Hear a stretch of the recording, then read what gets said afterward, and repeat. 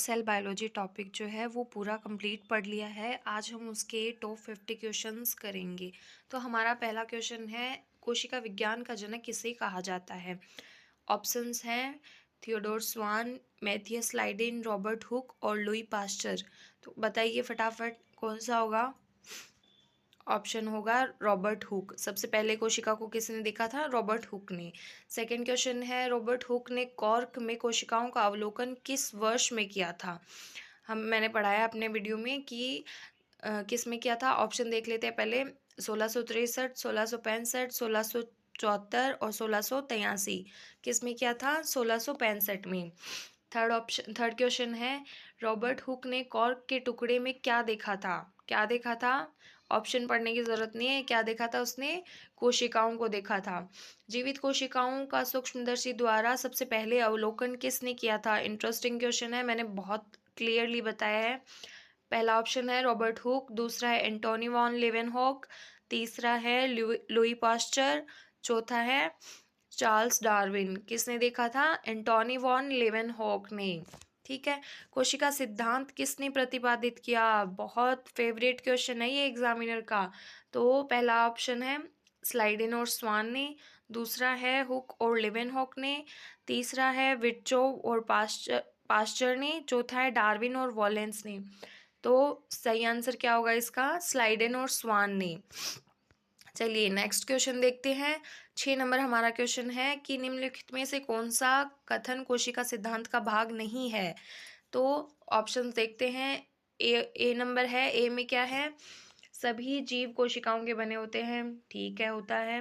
कोशिका जीवन की संरचनात्मक क्रियात्मक इकाई है, ये भी सही है। नई कोशिकाएं पूर्व विद्यमान कोशिकाओं से बनती है, ये भी सही है। कोशिकाएं निर्जीव पदार्थों से बनती है, नहीं, कोशिकाएं जीवित होती है, ये गलत है। कौन सा ऑप्शन हो जाएगा इसका? डी। कोशिका सिद्धांत में ओमनी सेलुला ई सेलुला मैंने बहुत क्लियरली बताया था कि इसको डबल मार्क कर लेना, यहाँ से क्वेश्चन पूछा जाता है कि अवधारणा किसने दी थी। ऑप्शंस हैं Robert Hooke, Rudolf Virchow, Louis Pasteur, Theodore Schwann. किसने दी थी? रुडोल्फ विर्चोव ने। विर्चोव होता है, विर्को बोलो, कोई दिक्कत नहीं है। हमारा नेक्स्ट क्वेश्चन है कि उच्च विभेदन क्षमता किस सूक्ष्मदर्शी से की अधिक होती है? ऑप्शंस हैं प्रकाश सूक्ष्मदर्शी, साधारण सूक्ष्मदर्शी, इलेक्ट्रॉन सूक्ष्मदर्शी और संयोजित सूक्ष्मदर्शी। तो इसका आंसर होगा इलेक्ट्रॉन सूक्ष्मदर्शी, ऑप्शन सी। कोशिका का पावर हाउस किसे कहा जाता है? ये हमने बहुत पहले, बहुत सबको पता होता है, ये क्या है? माइटोकॉन्ड्रिया। प्रोटीन संश्लेषण के लिए कौन सा कोशिकांग उत्तरदायी है? ये इसका बताओ। तो इसमें होगा ऑप्शन ए है राइबोसोम, बी है लाइसोसोम, सी है माइटोकॉन्ड्रिया, डी है सेंट्रिसोम। तो हमारा आंसर क्या होगा? ए, राइबोसोम। प्रोटीन कौन बनाता है? राइबोसोम बनाता है। चलिए नेक्स्ट क्वेश्चन है हमारा, निम्नलिखित में से कौन सा कोशिकांग दोहरी झिल्ली से घिरा होता है? ए है राइबोसोम, लाइसोसोम, माइटोकॉन्ड्रिया, पेरोक्सिसोम। कौन सा होगा? डबल मेम्ब्रेन किस में बताई थी मैंने? माइटोकॉन्ड्रिया में। ऑप्शन सी हमारा सही होगा। कोशिका में हाइड्रोलाइटिक एंजाइम्स किस कोशिकांग में पाए जाते हैं? हाइड्रोलाइटिक एंजाइम्स के बारे में मैंने बताया था आपको। ऑप्शन है ए है लाइसोसोम, बी है राइबोसोम, सी है पेरोक्सिसोम, डी है सेंट्रिसोम। हाइड्रोलाइटिक एंजाइम किस में होते हैं? लाइसोसोम में। कौन सा सही हो जाएगा? Option A. नेक्स्ट क्वेश्चन है, कोशिका में पदार्थों का संशोधन पैकेजिंग श्रावण किस कोशिकांग का कार्य है? किसका है? ए ऑप्शन है गोल्जी बॉडी, बी है एंडोप्लाज्मिक रेटिकुलम, सी है लाइसोसोम और डी है माइटोकॉन्ड्रिया। तो सही आंसर क्या हो जाएगा? Golgi body. पैकेजिंग, संशोधन और श्रावण का काम करती है कौन? Golgi body. कोशिका में आनुवंशिक पदार्थ किस भाग में पाया जाता है? बहुत इंटरेस्टिंग है क्वेश्चन है, देखो। ऑप्शन है ए है साइटोप्लाज्म, बी है नाभिक, सी है राइबोसोम, डी है कोशिका भित्ति। तो क्या पूछा है? डीएनए कहाँ पाया जाता है? डीएनए याद रखना नाभिक के अंदर पाया जाता है। निम्नलिखित में से कौन सा भाग पादप कोशिका में पाया जाता है परंतु जंतु कोशिका में नहीं? जंतु कोशिका में कौन सा नहीं होता? ए है नाभिक, दूसरा है माइटोकॉन्ड्रिया, सी है कोशिका भित्ति और डी है लाइसोसोम। तो जंतु कोशिका में क्या नहीं होता? कोशिका भित्ति। कौन सा सही हो जाएगा? Option C. नेक्स्ट हमारा क्वेश्चन है, प्रकाश संश्लेषण के लिए कौन सा वर्णक उत्तरदायी है? मैंने अच्छे से बताया है, अगर पढ़ा है तो आपको याद होगा, देखते ही क्लिक हो जाएगा। ए है हीमोग्लोबिन, बी है क्लोरोफिल, सी है कैरोटीन और डी है मेलेनिन। तो इसका आंसर क्या हो जाएगा? क्लोरोफिल। प्रकाश संश्लेषण साइट कहाँ होती है? ये भी सबको पता है, माइटोकॉन्ड्रिया, क्लोरोप्लास्ट, राइबोसोम या लाइसोसोम कहाँ होगी? क्लोरोप्लास्ट। ऑप्शन कौन सा हो जाएगा सही? बी। पादप कोशिका का सबसे बड़ा कोशिकांग कौन सा होता है? ऑप्शन है नाभिक, बी है वैक्यूल, सी है क्लोरोप्लास्ट, डी है माइटोकॉन्ड्रिया। तो सही आंसर क्या हो जाएगा? B, vacuole. पादप कोशिकाओं में कोशिका भित्ति का क्या कार्य होता है? कोशिका भित्ति का क्या कार्य होता है? ऊर्जा प्रदान करना होता है, या फिर आकार और सुरक्षा देना होता है, या फिर श्वसन में सहायता करना होता है, या फिर प्रोटीन संश्लेषण? क्या होता है कोशिका भित्ति का कार्य? आकार और सुरक्षा प्रदान करना। कौन सा हो जाएगा? Option B. निम्नलिखित में से कौन सा कोशिका का अजीव घटक है जिसमें जीवन नहीं होता? कौन सा होता है? ऑप्शन ए है प्रोटोप्लाज्म, बी है कोशिका भित्ति, सी है साइटोप्लाज्म, डी है नाभिक। कौन सा होगा? अजीव घटक कौन सा होगा? कोशिका भित्ति। ठीक है, नेक्स्ट हमारा क्वेश्चन है, निम्नलिखित में से कौन प्लास्टिड नहीं है? प्लास्टिड के मैंने आपको 3 प्रकार बताए थे, कौन कौन से? क्लोरोप्लास्ट, क्रोमोप्लास्ट और ल्यूकोप्लास्ट। तो कौन सा नहीं है? माइटोकॉन्ड्रिया नहीं है। ठीक है।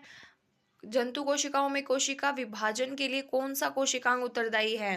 जंतु कोशिकाओं में कोशिका विभाजन के लिए, चलो ऑप्शन देखते हैं, माइटोकॉन्ड्रिया, सेंट्रोसोम, राइबोसोम और गोल्जी बॉडी। कौन सा उत्तरदायी है? सेंट्रोसोम। ठीक है। निम्नलिखित में से कौन सा एकल झिल्ली वाला कोशिकांग है? Interesting. Mitochondria, Golgi body, lysosome और नाभिक, किसमें सिंगल मेम्ब्रेन पाई जाती है? लाइसोसोम में। Option C. कोशिका का सुसाइड बैग किसे कहा जाता है? ऑप्शन है लाइसोसोम, पेरोक्सिसोम, वैक्यूल और राइबोसोम। सुसाइड बैग किसको कहा जाता है? लाइसोसोम को, आत्मघाती थैली। और नेक्स्ट हमारा क्वेश्चन है, निम्नलिखित में से क्या प्रोकैरियोटिक कोशिका में पाया जाता है परंतु यूकेरियोटिक कोशिका में नहीं होता? कौन सा होता है? ऑप्शन है नाभिक, बी है कोशिका भित्ति, सी है प्लाज्मिड। याद रखना, प्लास्टिड नहीं है, प्लाज्मिड। और डी है माइटोकॉन्ड्रिया। तो ये 3 तो है, मगर ये जो प्लाज्मिड है, सी ऑप्शन, ये नहीं पाया जाता। ठीक है, ये हो गए हमारे 25 क्वेश्चन। नेक्स्ट देखते हैं।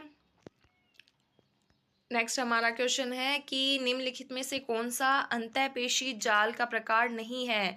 मतलब एंडोप्लाज्मिक रेटिकुलम कौन सा नहीं है? देखो, रफ ईआर होता है, स्मूथ ईआर होता है, ट्रांजिशनल ईआर भी होता है, मगर ये जो इंटरमीडिएट ईआर है ये नहीं होता। किसमें? एंडोप्लाज्मिक रेटिकुलम में। राइबोसोम किसके द्वारा बने होते हैं? राइबोसोम किसके बने होते हैं? ऑप्शन है डीएनए और आरएनए के, बी है प्रोटीन और लिपिड के, सी है आरआरएनए और प्रोटीन के, डी है कार्बोहाइड्रेट और प्रोटीन के। तो सही आंसर क्या हो जाएगा? आरआरएनए और प्रोटीन के बने होते हैं कौन? राइबोसोम्स। निम्नलिखित में से कौन सा कोशिका का पावर हाउस है? ये मैंने पहले भी देख लिया था हमने, माइटोकॉन्ड्रिया क्या है? Power house of cell. Peroxisome मुख्यतः किस कार्य में संलग्न होते हैं? पेरोक्सिसोम का क्या काम होता है? ऑप्शन है प्रोटीन संश्लेषण, फैटी एसिड ऑक्सीकरण, सी है प्रकाश संश्लेषण, डी है कोशिका विभाजन। किस में काम होता है? पेरोक्सिसोम का क्या काम होता है? फैटी एसिड का ऑक्सीकरण करना। ठीक है। गोल्जी तंत्र मुख्यतः किस में संलग्न होता है? गोल्जी बॉडी का काम क्या होता है? ऑप्शन है एटीपी निर्माण करना, बी है प्रोटीन संशोधन और पैकेजिंग, सी है डीएनए प्रतिकृति, डी है लिपिड संश्लेषण। सही आंसर क्या हो जाएगा? प्रोटीन संशोधन और पैकेजिंग। किसका? गोल्जी बॉडी का। निम्नलिखित में से कौन सा गैर झिल्ली युक्त कोशिकांग है जिसमें झिल्ली नहीं पाई जाती? ऑप्शन है माइटोकॉन्ड्रिया, लाइसोसोम, राइबोसोम और गोल्जी बॉडी। किस में नहीं होती झिल्ली? राइबोसोम में। ऑप्शन सी हो जाएगा। कुछ कोशिकाओं में गति हेतु कौन सी संरचनाएं उत्तरदायी है? Interesting question. ऑप्शन है सीलिया, बी है फ्लैजिला, सी है शूडोपोडिया और डी है माइक्रोविलाई। तो सही आंसर क्या हो जाएगा? फ्लैजिला। देखिए, अब सीलिया भी सेल्स के बाहर पाई जाने वाली संरचनाएं हैं जो फ्लैजिला की तरह दिखती है, मगर ये पूरी बॉडी को एक जगह से दूसरी जगह नहीं ले जा सकती। कौन? सीलिया। और फ्लैजिला का क्या काम होता है? यह पूरी सेल को एक जगह से दूसरी जगह तक ले जा सकती है, इसलिए सही आंसर क्या होगा? फ्लैजिला। सीलिया कुछ जो एक ही जगह रहती है और जो ऊपर से जो कण आते हैं उनको आगे खिसकाने का काम करती है, ना कि सेल को। सेल की गति में सहायता नहीं है। कुछ जैसे कि कुछ में पैरामीशियम वगैरह में करती है, मगर सब में नहीं होती। अब न्यूक्लियस को छोड़कर कोशिका के अंदर का द्रव भाग क्या कहलाता है? हाँ, न्यूक्लियस को छोड़ दो फिर क्या कहलाता है? देखो, ऑप्शन है साइटोप्लाज्म, बी है न्यूक्लियोप्लाज्म, सी है साइटोसोल, डी है कैरियोप्लाज्म। आंसर क्या हो जाएगा? साइटोप्लाज्म, ए सही हो जाएगा। लिपिड संश्लेषण का मुख्य स्थान कौन सा है? हमने अभी देखा था हमारी वीडियो में कि smooth ER, rough ER, ribosome और लाइसोसोम। तो क्या हो जाएगा लिपिड संश्लेषण का मुख्य स्थान? Smooth ER. रफ ईआर पे क्या बनते हैं? प्रोटीन्स। तो स्मूथ पे बनते हैं लिपिड्स। न्यूक्लियोलस का मुख्य काम क्या होता है? न्यूक्लियोलस प्रोटीन संश्लेषण, आरआरएनए संश्लेषण, डीएनए प्रतिकृति और एटीपी निर्माण। इसका आंसर मुझे आप कमेंट सेक्शन में बताना। निम्नलिखित में से कौन सी संरचना पादप कोशिकाओं में होती है परंतु जंतु कोशिका में नहीं होती? प्लांट सेल में तो होती है, मगर एनिमल सेल में नहीं होती। ये हमने पहले भी देखा है। कोशिका भित्ति जो होती है वो प्लांट सेल में होती है, मगर एनिमल सेल में नहीं होती। अब देखते हैं प्लाज्मोडेस्माटा क्या होते हैं। जंतु कोशिकाओं के बीच के चैनल, बी है पादप कोशिकाओं के बीच संपर्क, सी है प्रोटीन संश्लेषण का स्थान और डी है वेसिकल्स के प्रकार। तो सही आंसर क्या हो जाएगा? बी, पादप कोशिकाओं के बीच संपर्क। ठीक है, अब हम देखते हैं नेक्स्ट क्वेश्चन हमारा। पादप कोशिकाओं का सबसे बड़ा कोशिकांग कौन सा होता है? ये हमने पहले भी देख लिया था। जो केंद्रीय वैक्यूल होती है वो प्लांट सेल में सबसे बड़ी